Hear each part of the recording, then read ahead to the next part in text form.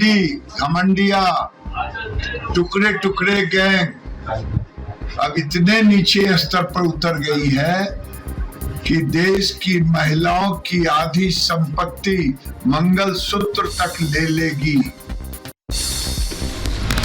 गिरिराज सिंह का राहुल गांधी पर हमला, कहा राहुल के बयान में गंभीरता नहीं, राहुल का बयान सिर्फ मनोरंजन के लिए।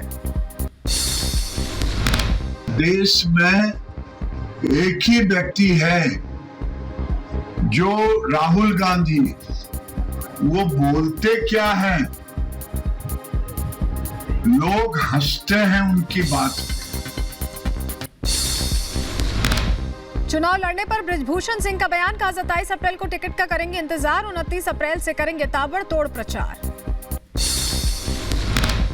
अरविंद केजरीवाल की गिरफ्तारी मामले में ईडी ने सुप्रीम कोर्ट में दिया हलफनामा, का हाईकोर्ट से गिरफ्तारी पर नहीं थी रोक, आरोपियों ने नष्ट किए 178 मोबाइल फोन्स। आम आदमी पार्टी ने ईडी को बताया बीजेपी की टूल किट। दिल्ली में आप कार्यकर्ताओं का प्रदर्शन, हौज खास मेट्रो स्टेशन के बाहर किया विरोध प्रदर्शन। मध्य प्रदेश के धार में भोजशाला के सर्वे का 35वां दिन, परिसर में एसआई की टीम मौजूद, सर्वे का काम लगातार जारी।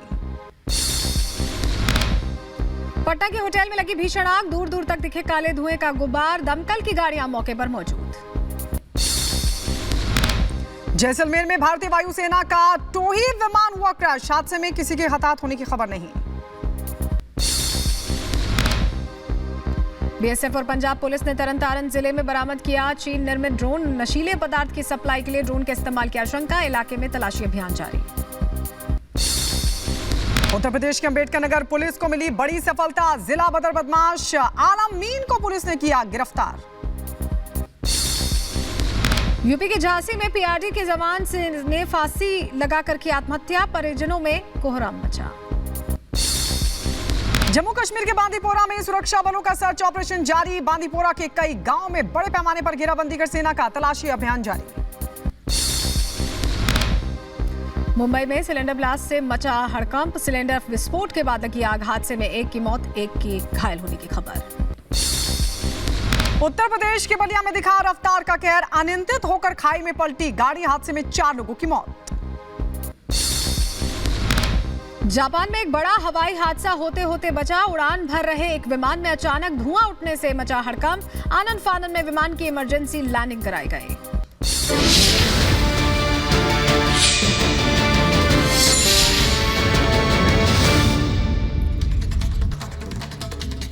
और उत्तर प्रदेश के मुख्यमंत्री योगी आदित्यनाथ ने कांग्रेस पर एक बार फिर बड़ा हमला बोला है। उनका कहना है कि कांग्रेस देश को बर्बाद करना चाहती है। साथ ही वो कह रहे हैं कि कांग्रेस ओबीसी आरक्षण में डकैती डालने की कोशिश कर रही है।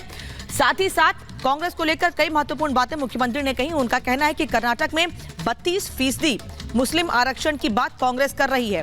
कन्वर्टेड मुसलमानों को कांग्रेस आरक्षण देगी, मुस्लिमों के एक हिस्से को कांग्रेस दलित बनाएगी, मुस्लिमों को ये ओबीसी का 6% आरक्षण देंगे।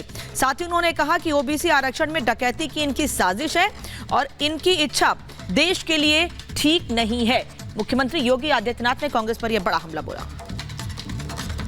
कांग्रेस का वक्तव्य बहुत दुर्भाग्यपूर्ण है और भारत के इस्लामीकरण करने और भारत को विभाजन की ओर धकेलने का एक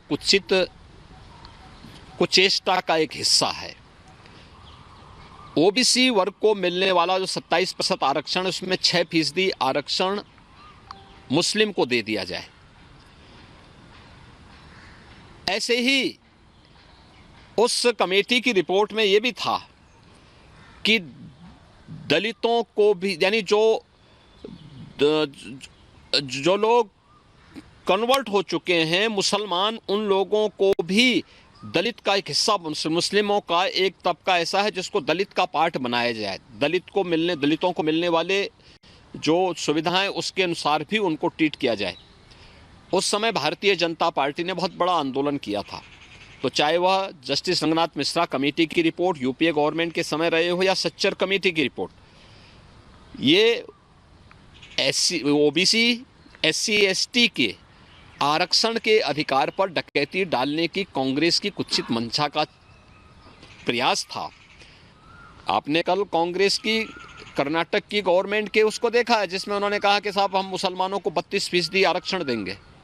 ये चीज़ें क्या है, ये सच उजागर हो रहा है। और कांग्रेस के कुछ सांसद भी सैम पेत्रोदा की बातों का समर्थन कर रहे हैं, जो सांसद पद के प्रत्याशी हैं वे लोग समर्थन कर रहे हैं। तो ये चीज़ें दिखाती हैं कि इनकी मंशा देश के प्रति अच्छी नहीं है। अनुसूचित जाति, जनजाति और पिछड़ी जाति के लोगों को मिले हुए संवैधानिक अधिकारों से ये लोग वंचित करना चाहते हैं। उनके अधिकारों को जबरन ये लोग लूटना चाहते हैं और दूसरा विरासत टैक्स के आधार पर पूरे देश को तबाह करना चाहते हैं।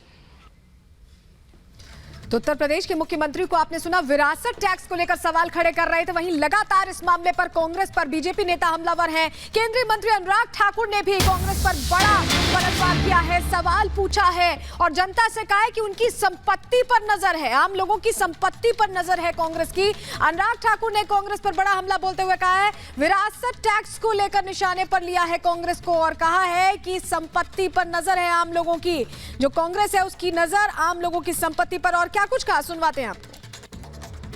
कांग्रेस के राज में ना संपत्ति सुरक्षित, ना संतान सुरक्षित, ना सीमा और सरहद सुरक्षित और ना ही सनातन सुरक्षित। तो कांग्रेस की सरकार या कांग्रेस के राज में कौन सुरक्षित रहेगा? कोई नहीं रहेगा।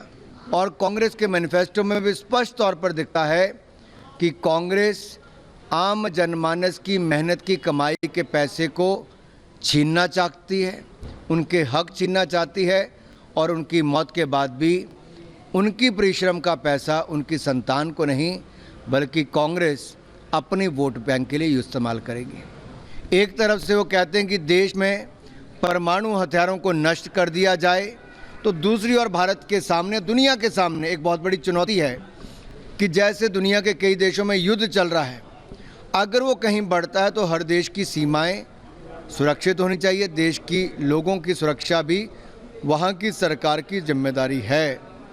कांग्रेस ने न कभी सेना को सशक्त किया और ना ही सीमाओं को सुरक्षित रखा। ना कांग्रेस ने कभी बुलेट प्रूफ जैकेट दिए और ना ही लड़ाकू विमान तो पिछले 10 सालों में दिए। ये दिखाता था कांग्रेस के लिए देश की सुरक्षा महत्व नहीं रखती। वो तो केवल रक्षा सौदों में दलाली खाने की ओर ध्यान देते थे और 10-10 साल तक खरीद नहीं हो पाई दलाली ना मिलने के कारण।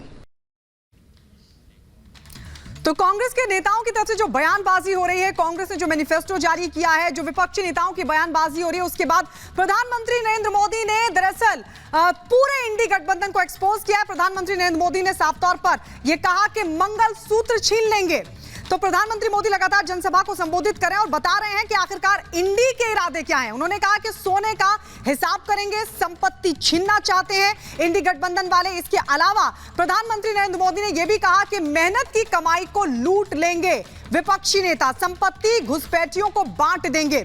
जिस तरह की बयानबाजी कांग्रेस के नेताओं की तरफ से की गई है, उसको लेकर प्रधानमंत्री नरेंद्र मोदी ने कहा कि विरासत टैक्स लेना चाहती है कांग्रेस और आम जनता की कमाई को लूटना चाहती है। उन्होंने